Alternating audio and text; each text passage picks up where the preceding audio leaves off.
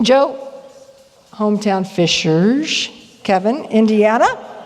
He played football and basketball at Hamilton Southeastern. Listen to this. He went to Western Michigan, All-MAC and two-time academic All-American basketball player. Wait, didn't we say he played for the Colts? That's an interesting story. Played 7 years in the NFL, offensive lineman, and he is just an inspiration to so many. So please join me in welcoming Joe Reitz.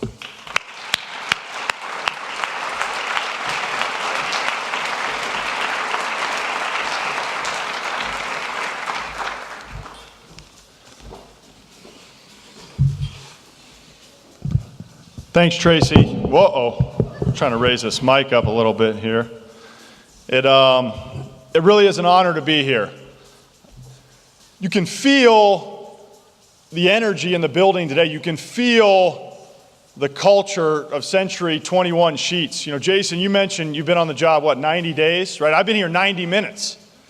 And you can tell this is a great place to work. And it's not because the things Tracy was saying up here, yeah, those are great, but I truly believe when you're in a great organization, when you're a part of a great team, when you're something that really matters, that has a great culture, you can feel it. And I think I felt it as soon as I walked in the doors today, so kudos to you and everybody that's a part of building that culture, right? It takes everybody, right? It doesn't just take the top, it takes everybody involved. I'm a big believer in that. It doesn't matter, whether I've been on teams when I've been 53 out of 53, right? The bottom guy on the roster. Well, I'm just as important, right, as Peyton Manning or Andrew Luck. Okay, probably not really, right? Peyton or Andrew has a lot more to do with the win. But I believe that. And I believe that great cultures, great teams, they believe that as well. I want to do a fun exercise to start out here today. So Jill Johnson. Is Jill Johnson in the building? If she is, please come up to the stage. I hope is Jill here? All right, Jill, let's go. What are you waiting on? Come on. Just kidding. So I don't know Jill. I've never met Jill. I got Jill's name this morning. But Jill and I are a lot more similar than you might think. Let's stand next to each other and see, right? Roughly the same size and build. Jill, you are much more attractive than me. But we're similar, right? I think we're very similar. Do you think, Jill, that if you were out there on Sundays for the Colts, you could, block a Robert Mathis or a Dwight Freeney or one of those guys? Maybe. Give me your best offensive line stance. You like the Colts? There you go. Nice. All right. So if you're in a three-point stance, you have to have your hand on the ground, right? Okay. So usually that's a run block, right? So you would fire out of that really fast and take some 300-pound guy and move him 10 yards backwards. You could probably do that. And then if we were pass blocking, right, you'd kind of be setting back like this with your hands up, right, ready to just kind of punch somebody at any minute and get them going. Totally could do it. See, Jill could do it, right? Your energy, your enthusiasm, you could do it. And I'm in jest here, but I think we're very similar because I think what you guys do as producers and what we do in the NFL is very similar, right? You got to be self-driven, motivated. You got to be able to handle adversity. Right? It's all on you, right? If you guys don't perform, your families don't eat. That's what we always would say in the locker room, right? Hey, if I don't play well, my kids ain't eating. A new guy would come in, and they'd sign some hotshot rookie, and hey, you ain't taking my job because if I don't have a job, we're not going to eat. And so I think there's a lot of parallels in what you guys do and what you're about and also the culture of this organization. So hopefully I can expound on those a little more. Jill, thank you very much. Let's give Jill a big round of applause. She says she still doesn't know how we're similar, but hopefully by the end of the talk you will.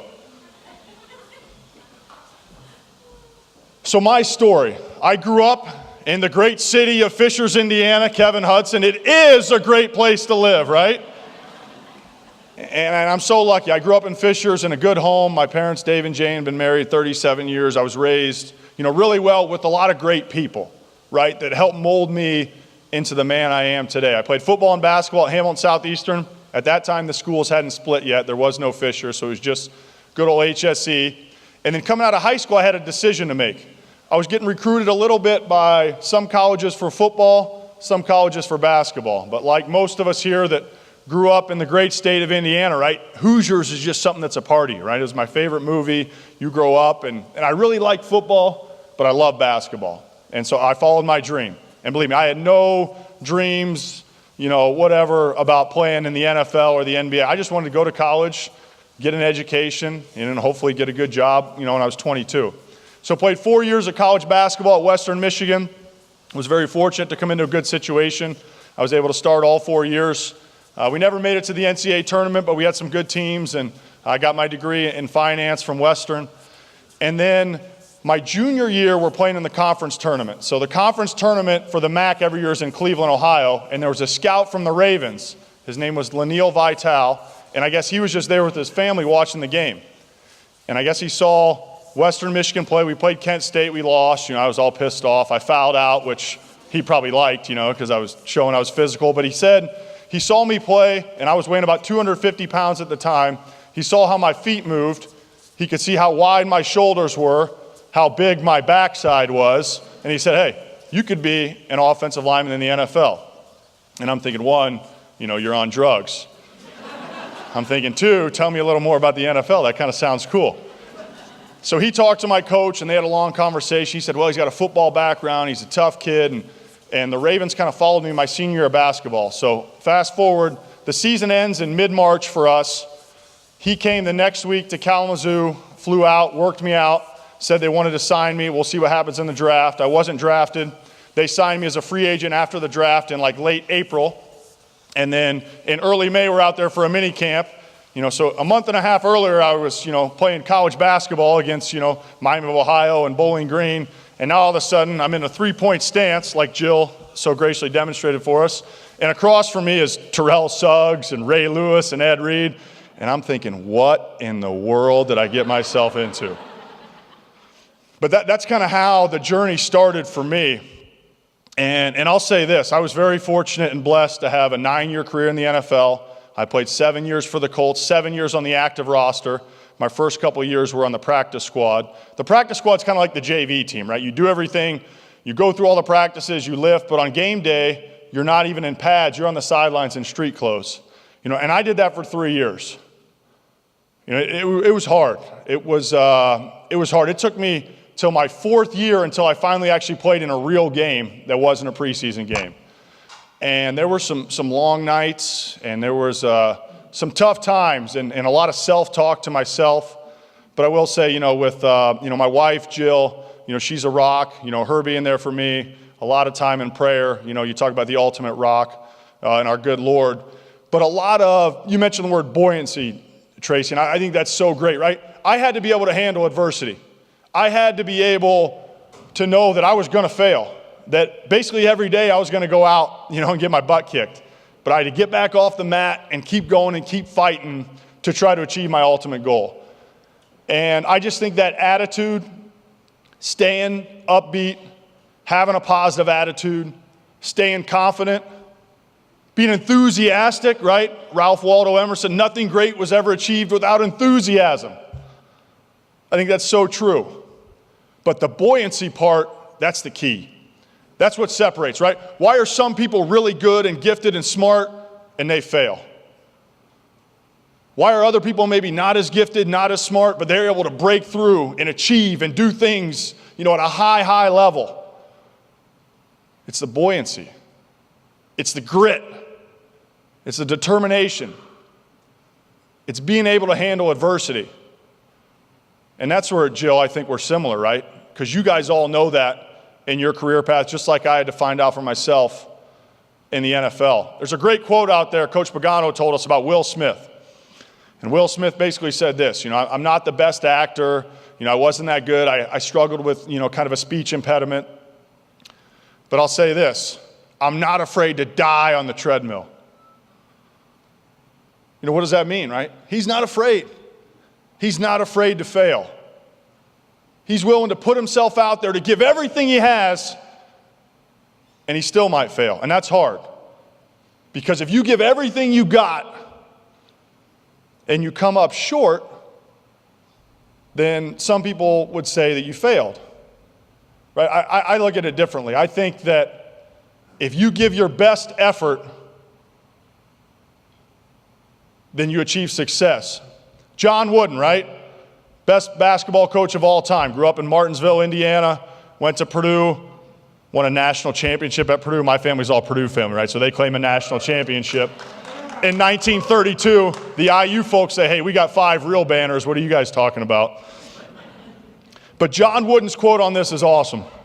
Success is peace of mind, which is a direct result of self-satisfaction in knowing you made the effort to do your best to become the best that you are capable of becoming.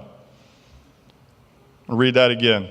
Success is peace of mind, which is a direct result of self-satisfaction in knowing you made the effort to do your best to become the best that you are capable of becoming. That's what it's all about, right? It's not about wins and losses. It's not about, did I win the listing? Did I close the deal? Yeah, those things are great, right? And those things put money in our pocket. Side note, Connie, I played in the NFL for 9 years, and it's nice, right? You bring in a good salary. Now I've been retired, been out for a year or so I've been thinking about the Powerball as a long-term strategy for wealth accumulation. So make sure you stay here later on. Me and you're going to have to talk about some numbers and lotto tickets and strategies like that. But that's what it's all about, right? The beauty is in the journey, and success is knowing that you did your very best. Because a lot of times we don't do our best, and we might win and you can get a false sense of security, but if you do that, you're going to be happy, and you're going to go to sleep and be able to put your head on the pillow at the end of the night with a complete peace inside your heart. So to get back to my story, right, I was in Baltimore for 3 years. My 3rd year, I had a really good training camp. And I'm like, you know what? I think I'm going to make the team. I played really well. I've gotten a lot better.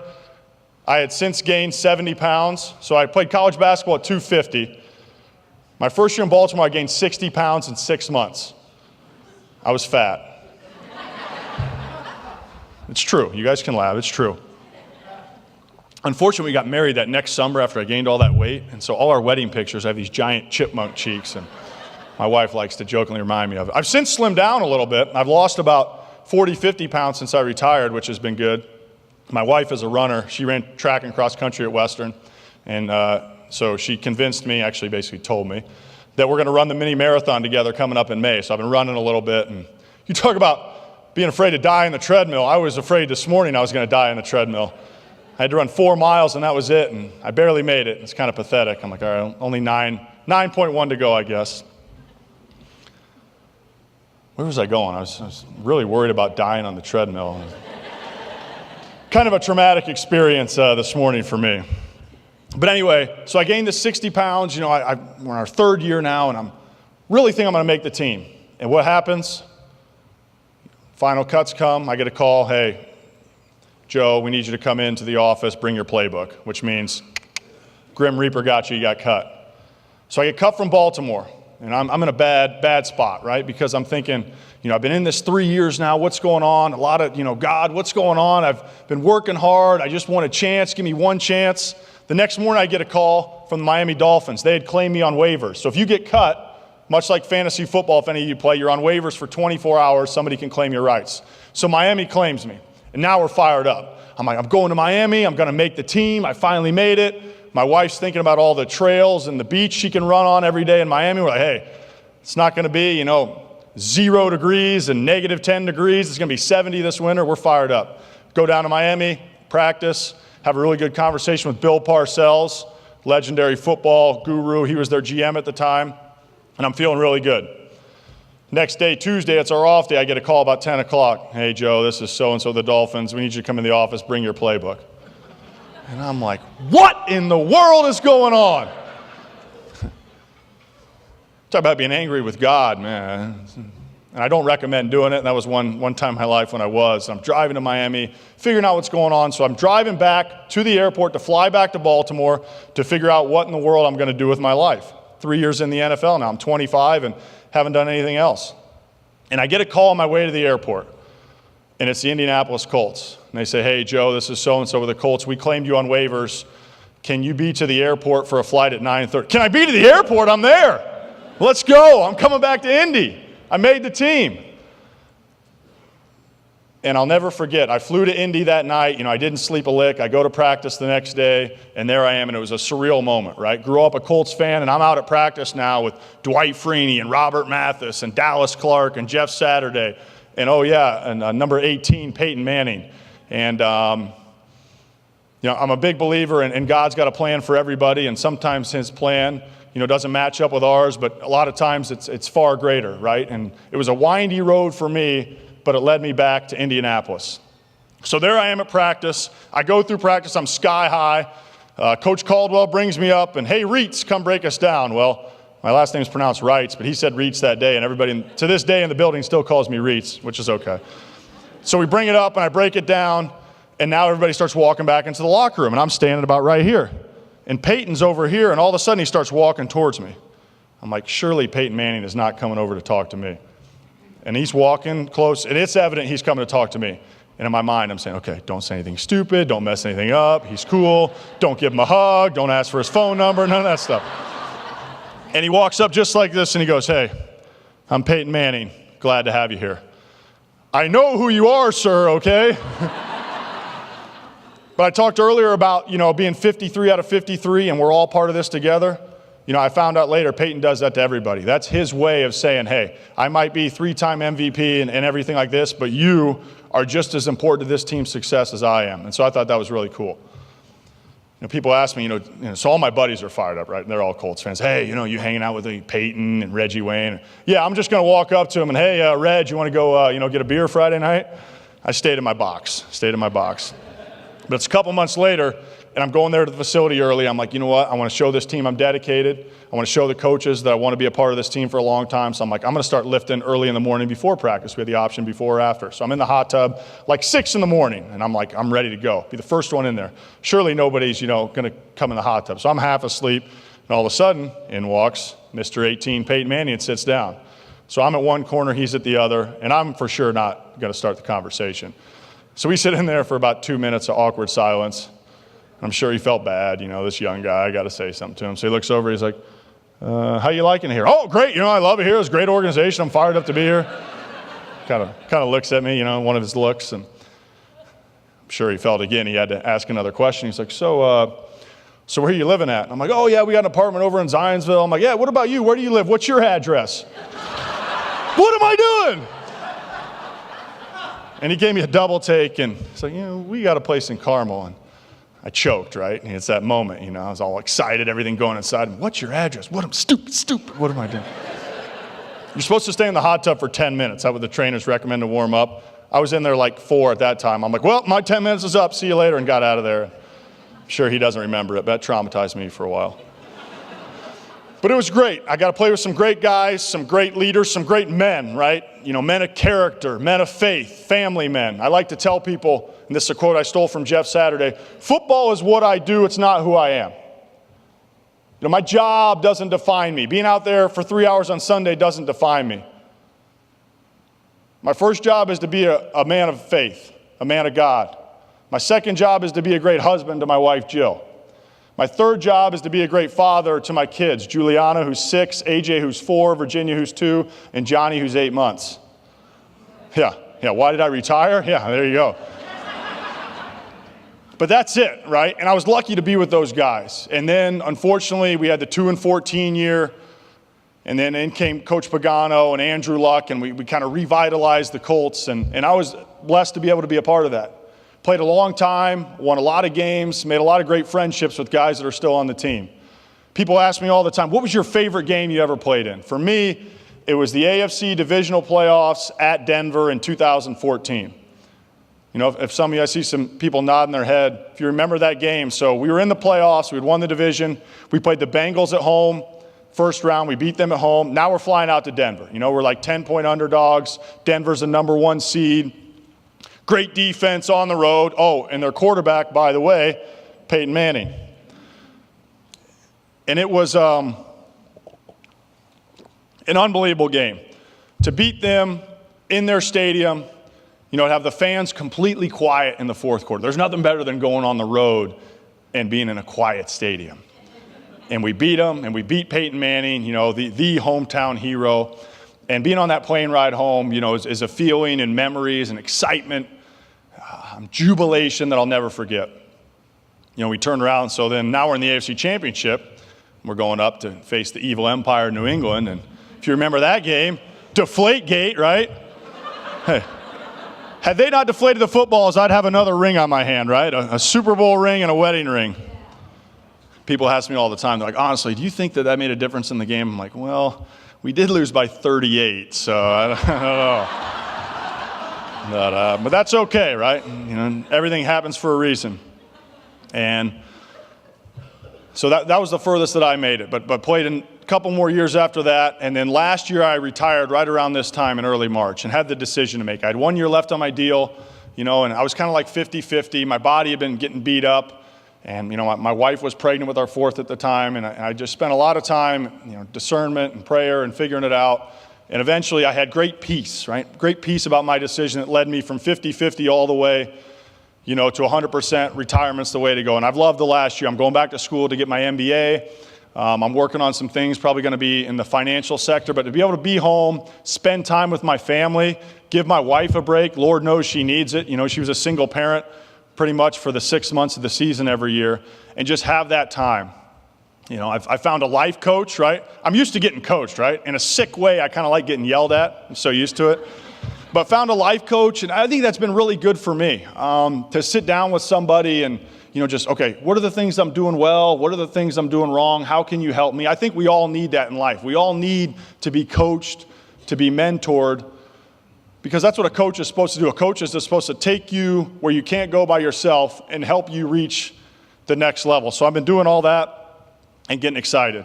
You know, and so I mentioned it a little bit earlier, but people ask me, you know, how are you able to have that success? How were you able to make the transition from college basketball to the NFL? What did you do? And I think people think there's some magic formula, right?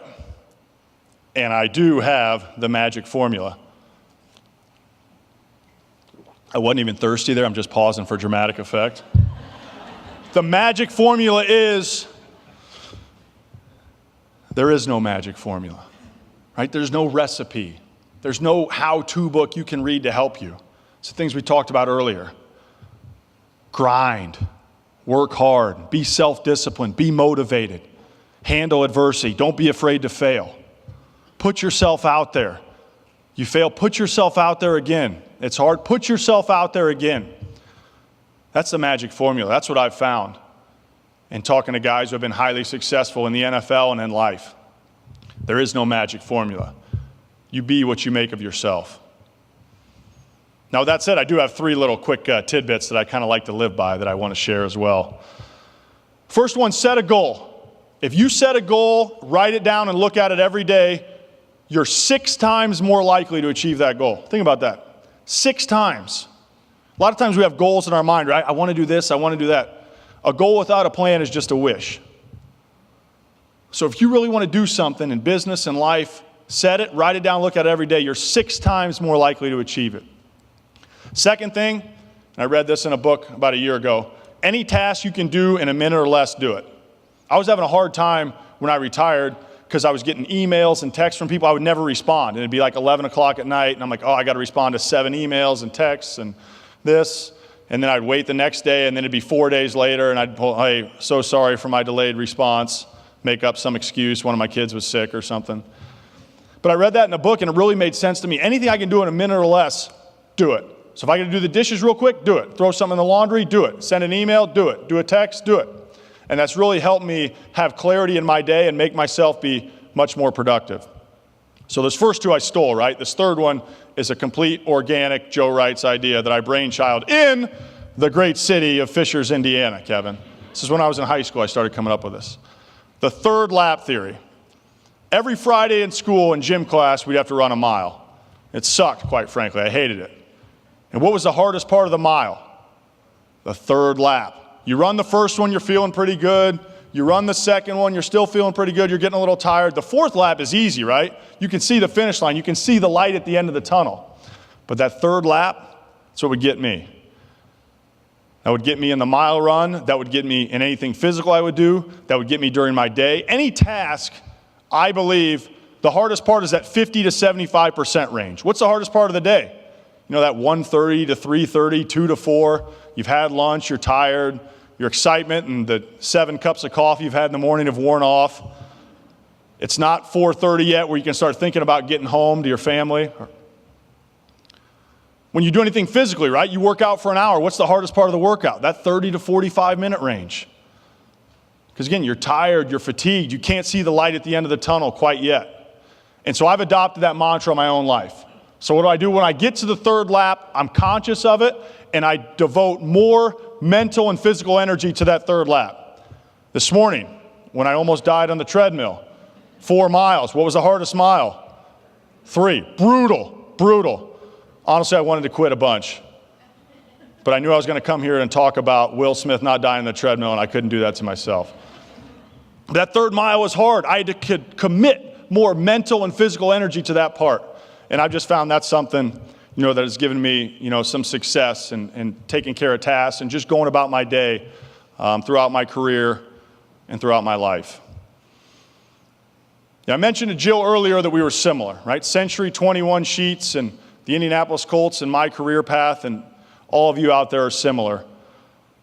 And I talked a lot about the work part of it, right? The hard work and adversity and buoyancy and not being afraid to fail. And that's where we're similar. But when I was on your guys' website the other night, researching a little bit about the company, that's when I really found out we were similar. And I'm going to read this straight from the website. Century 21 Scheetz about us. They embrace change, are never satisfied with the status quo, but diligently seek to continually improve, are customer-centric, and have built the company on a strong foundation of giving back to the community in which they serve. We do more than just sell houses, said CEO Tracy Hutton, giving back to our community through Easter seals or food banks or shelters or service. Well, it's just who we are. It's what we do. Love that, right? It's just who we are. It's just what we do. That's your culture, right? That's what I felt when I walked into the room. Giving back to others, serving others.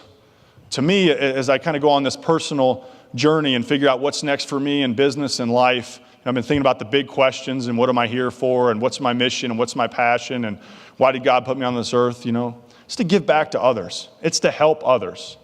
It's to serve others. And that's what fired me up. That really fired me up when I read that. Because that's what it's all about. My football coach at HSC in the great city of Fishers, Indiana, Rob Cutter, had a great quote that he always would say, and never really hit me until, I was far, far out of high school, but he would say, what you give is yours, what you don't is lost forever. What you give is yours, what you don't is lost forever. And that's true. That's true in life. Whatever you give to this day, whatever you commit to this day and give to your work and give to your family and give to your spouse and give to others, you take that with you for the rest of your life. The rest of your life, you'll have that. What you don't, it's lost forever. I think I'm finding now, as I'm getting older and becoming slightly more mature, but it's all about giving to others, and it's all about serving others. And that's what really gives me happiness and peace, and that's what I know really makes a difference. And it's funny, right? You used to think, take, and I need this, and the more I take, the more I'm going to have. It's the opposite, right? The more you give, the more you have. And so I love that. And that's when I talked about how similar we are, the culture of the organization and giving back. That's just who we are. It's what we do. I love that. So before I leave, I want to thank you guys very much for your time. Thank you for your support of the Indianapolis Colts. Real quick, my thoughts on the Colts. I'm really excited for the team. I'm really excited for Frank. Frank was a coach 2 years as an assistant when I was here. He's got a great presence about him. He's a former player, which as a player you love because he knows what you've been through. He's obviously a great offensive mind. I think he's really going to help Andrew out in the offense. That other guy from the evil empire that we talked to, hey, everything happens for a reason, right? And I'm really happy for Frank And Chris Ballard, I think he's a slam dunk. And so really excited for those guys in the future of the team. Like we mentioned earlier, I don't think we're going to need too many prayers for the Colts to win some games, because I think they're well on their way with those guys at the helm. So I'm going to leave you with this quote, and I love it. And after, like I said, research what you guys are about and being a part of this morning, I know that you guys feel the same way. Embody this. You haven't truly lived until you can do something for someone who can never repay you. You haven't truly lived until you can do something for someone who can never repay you. And I know that that's what you guys are all about, and I wish you all the best. Thank you very much. God bless.